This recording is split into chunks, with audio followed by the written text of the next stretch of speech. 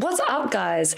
My name is Marena, and it has been a hot minute since I've been over here in Europe. And I've been wanting to do this for so long, so I figured, why not bring you along with me? And we can just yap every single week, most weeks, about the awkward realities of being a professional athlete and a real-life human in this world. It is super awkward it's just real. And I think it's time that we just peel back the layers and just give you an honest look into what it's like to be me and to be a part of this pro world. It has been a hot minute since I've been here in Europe. It is very, very fast paced. It has been intense. I feel like I've been in every other country every other week, sometimes even 2 countries a week. And it has been freaking awesome. But with that, there's been a lot of things to get used to. So I really want to talk about with you. This is Let's Yap. I'm Marena Whittle, Olympian, 3x3 Australian player, 8-year professional basketball player, gardener extraordinaire, comedian, all of these things, but really, I'm just Marena. So, what's been going on this week? I've been in Europe for about, I want to say a month, but it feels like I've been here for 5 years, but also at the same time, 2 seconds, super, super quick. Already, I've done a disservice to the Australian public by living up to that stereotype Australian who knows all of the animals, who knows all of the plants, who's just that outback guru. So for all of the Australians out there, I think we all know that there's this stereotype about Australians overseas, or what people perceive Australians to be. And the stereotype is an outback person, a kid that knows all of the animals, someone who barely commutes in a car, who we see kangaroos all the time, we see snakes, everything is deadly in Australia. That's the stereotype. And to anybody who's currently overseas or who has experienced this, I want to wholeheartedly apologise for living up to that stereotype and pushing it, because in my first week here in Hungary, where I'm currently playing professional basketball, I've seen a hedgehog, and without even thinking twice, I immediately went into rescue mode. It was in the middle of the road, and I'm driving, it's nighttime, and it's in the middle of the road, and I've never seen a porcupine before, or a hedgehog. I don't know, it was this big. And immediately I went into rescue mode. It's a small town, but I didn't have a blanket on me, I didn't have a towel on me, I had nothing that could move it off the road, and it went into defense mode, so it went into little spiky ball. And so instinctively I just took off my shirt. I had a sport bra underneath. Took off my shirt. There's a few cars going past. I've got my sleeves are out, my tattoos are out, I've got my shirt off, I'm bunching this porcupine into a ball, I'm trying to pick it up quickly and get it off the road. And then when I turn around, I realise that everyone's staring at me. And I don't know whether that's because they're staring because I've got tats, because I've got tits out, sorry. I don't know if it's because I've got tats out, if I'm half naked, or because someone's saving an animal, or because they genuinely care. But someone was nice, good job. And I was yeah, thanks. Saving animals, right? You're thanking me for saving animals, right? This is nothing else. So that was a whole wake-up call in the first week. And I was when I got back in the car with my teammate, because we were driving and we suddenly stopped, I was naked people in the street here, or half-naked people in the street here. I hope that's normal. After being here for about a month, I can confirm that it is indeed not normal to be in the streets here half naked or with your shirt off.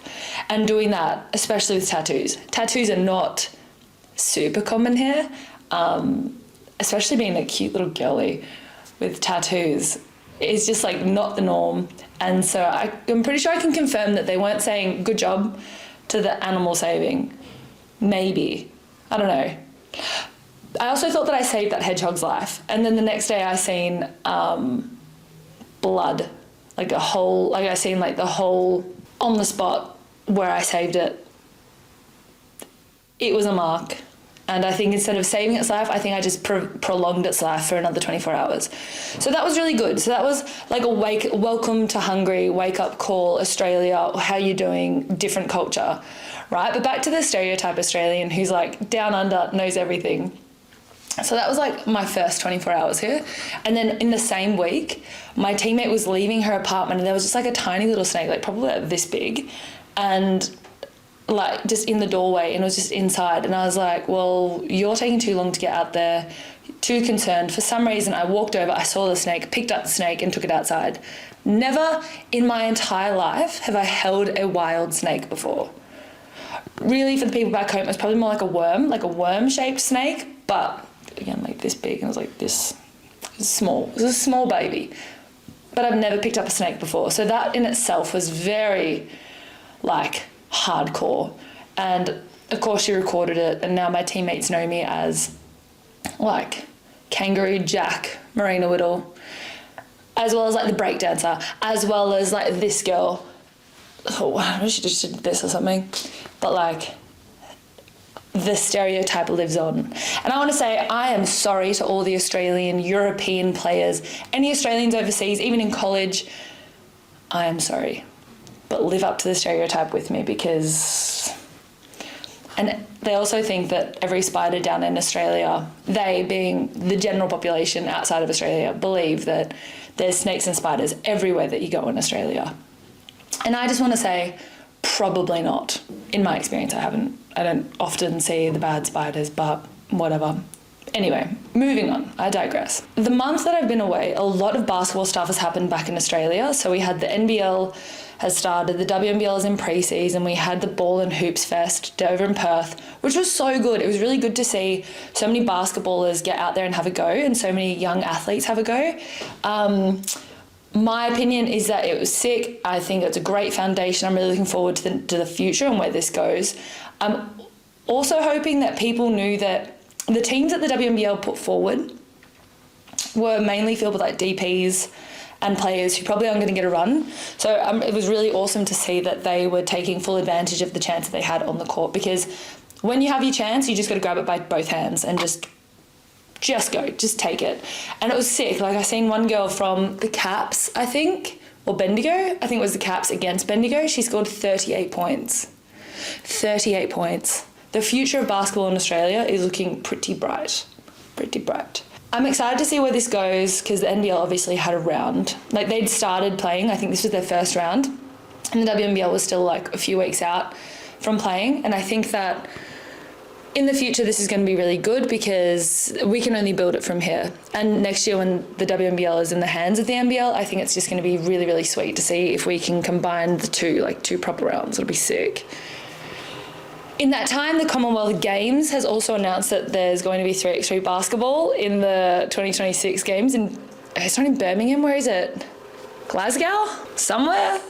But in the 2026 Commonwealth Games, 3x3 basketball is going to be on. And I was so nervous when it was cancelled from the Victorian Com Games, because I wasn't sure. We just didn't, like, at every point in Australia for 3x3, this is a little side comment about basketball, but we've never really known the future of 3x3, especially for this last Olympic cycle. The reason why the Kangaroos have been so special, we've had to fight for absolutely everything, because we don't know the future. So we've been having to create the future and create the foundations and create history every single tournament. And so to know that the 2026 Commonwealth Games is going to have 3x3 basketball is just, it's really great, because it's like more investment in the sport, more investment in 3x3. 3x3 is growing. There's really good conversations happening at Basketball Australia. It's just, I'm really excited to see where 3x3 goes, especially while I'm overseas. Which leads me into what's coming up next.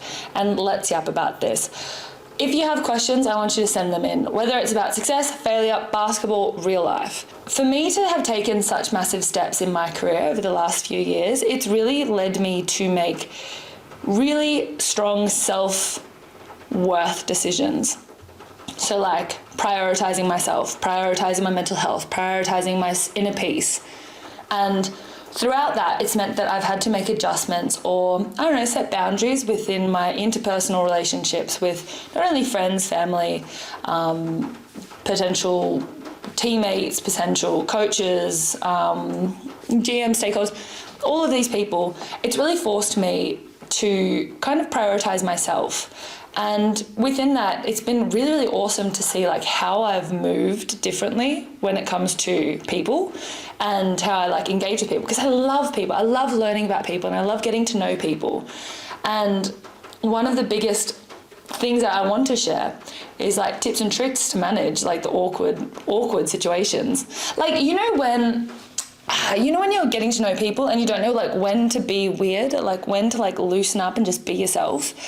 I feel like people just like really reserve themselves, or they go full on, or they like give too much of themselves, and then unfortunately something bad happens, or like they're judged awkwardly, which is what I see all the time.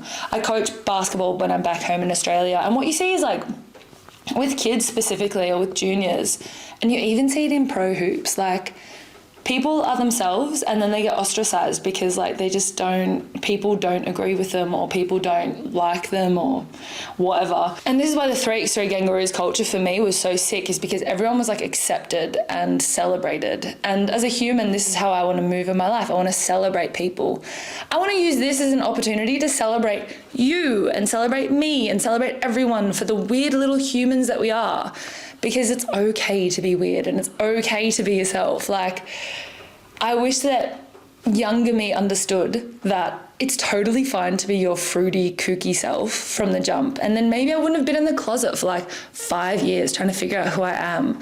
Like, when people talk to me, and I even catch myself realizing that the reason why I'm so comfortable wearing tattoos is because that's who I am. I express myself differently than other people. The reason why I have painted myself with ink, and the reason why I'm so loud and proud and try to empower the queer community is because like I'm just a crazy expressive person, and I love that about me. And I would push whoever's listening to this to like figure out what you do well, or figure out who you are and just celebrate that, because I want to celebrate you. I digress. I'm getting a bit carried away, but I love it because I just want to tear down the curtain, like share honestly. I want to move on to what I see. I just want to move on to what I see. And I want you to send me through these questions. And I want you to ask me questions about awkward situations that you've been a part of, and you might think that I can help you, because frankly, I've been a part of a lot of experiences.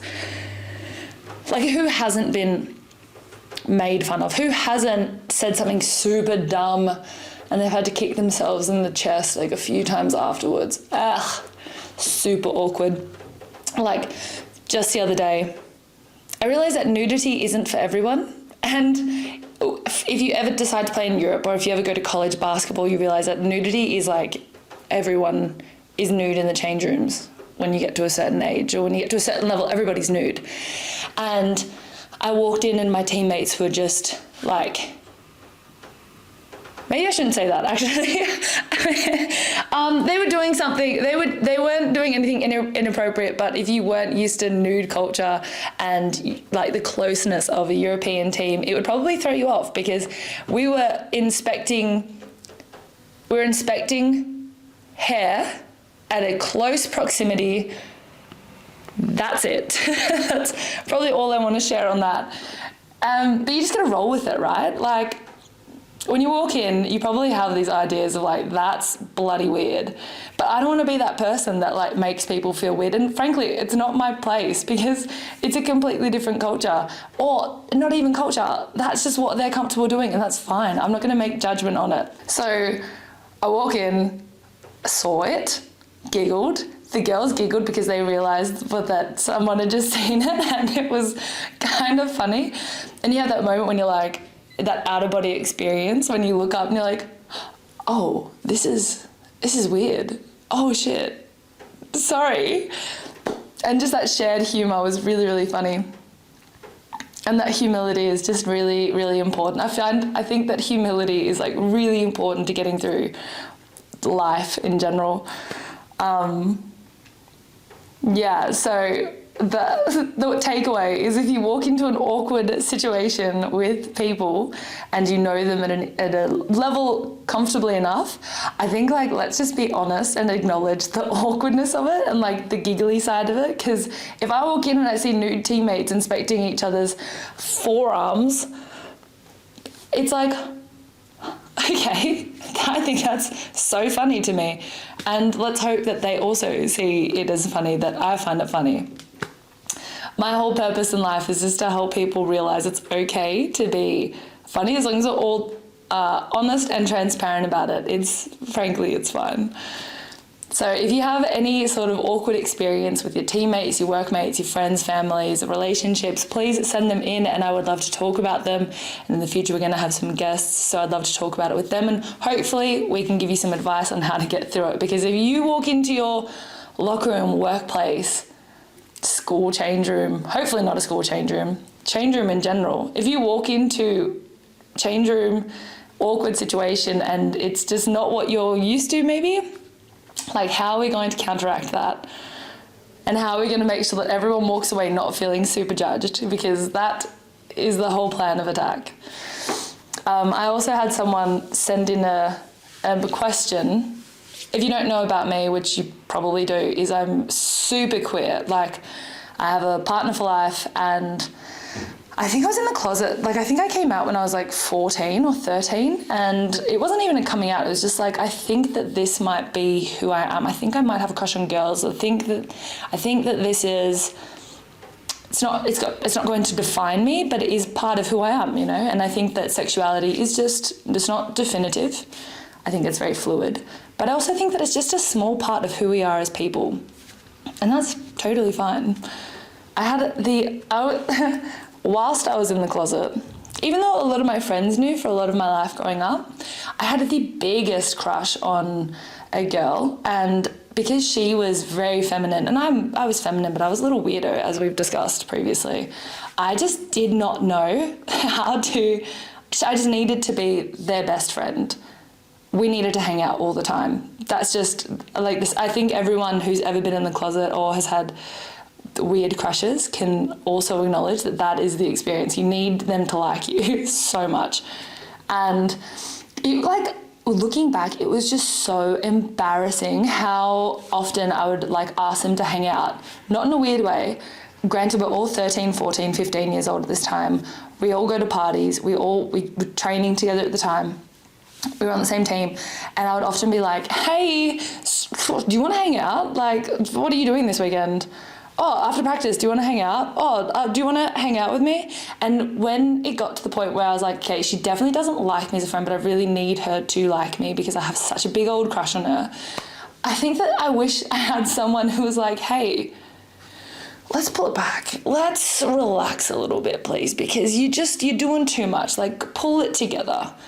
And that's why I would love, to have a queer role model to be like, yo, this is totally normal, but let's have some self-respect while we're going through this awkward period.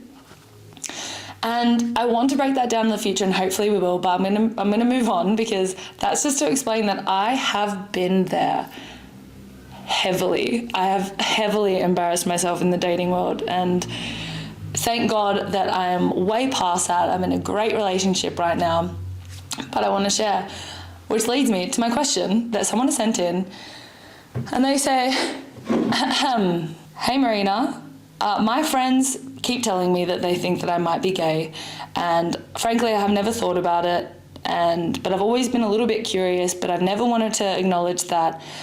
I don't know if I should, but if I wanted to, how do I find out if I'm gay? Great question, thank you so much. That was just through Instagram, so if you have any questions, just DM me. Obviously I won't acknowledge who you are, and I won't bring your identity if you don't want that. To this question, again, thank you. How do you find out that you're gay?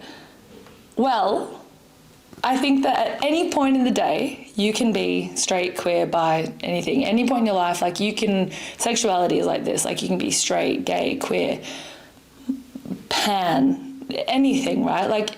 And it's okay to change.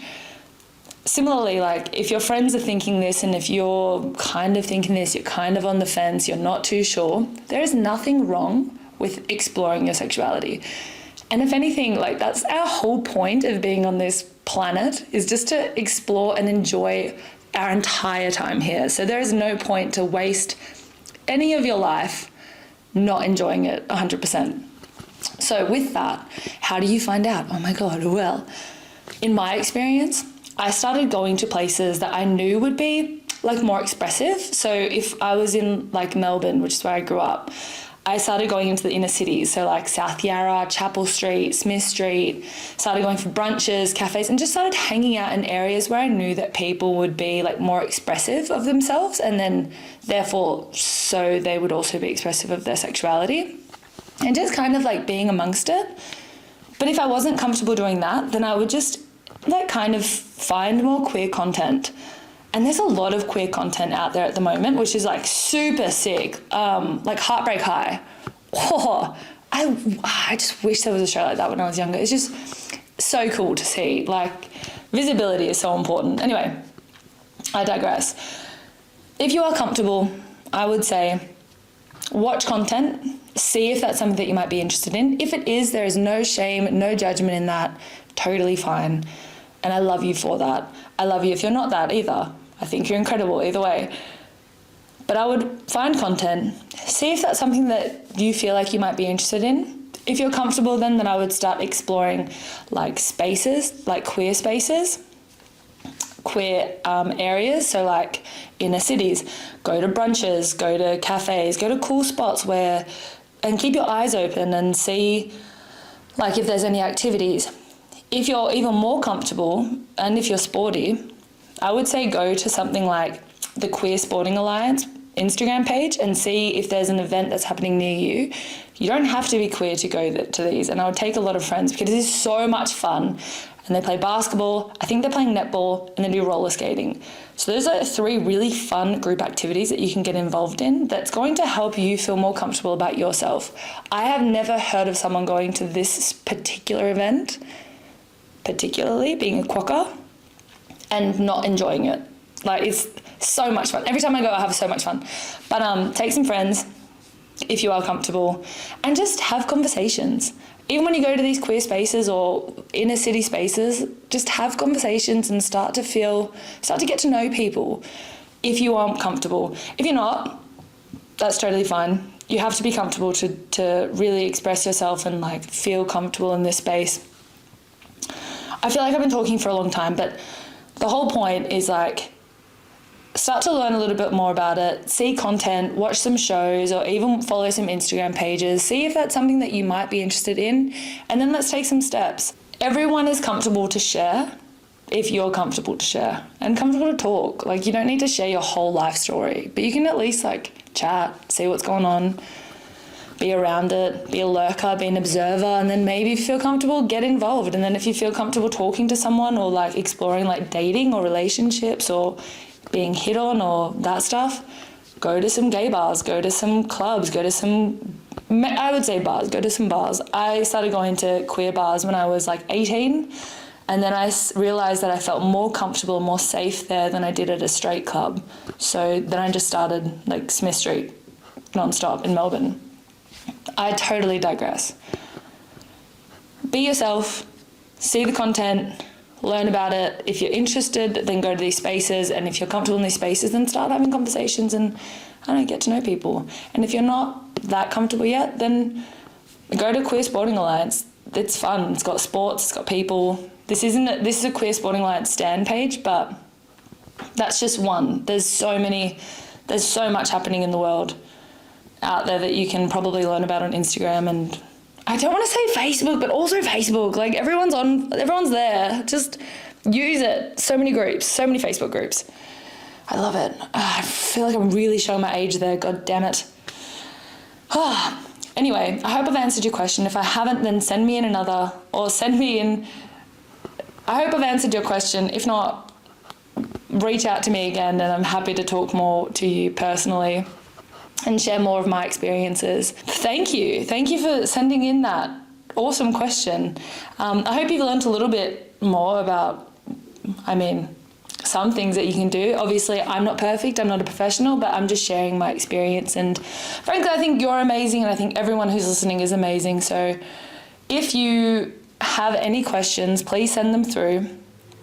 We're going through a lot. We're trying to catch up on a lot in a little time, but we're going to be here and we're hanging out, hopefully weekly. And yeah, stay hydrated, hang out, have fun. I love you. And thanks for yapping with me this session. We're going to be having lots and lots of fun and lots of guests. But until the next time, go do something or... Thanks for listening and tuning in, guys. This has been a really good time for me, and we got a bit carried away there, but I hope you enjoyed it because I enjoyed chatting. So if you want to, tune in next time. But until then, this has been Let's Yap. My name is Marena Whittle, and hey, just enjoy life. Love you guys. Love ya.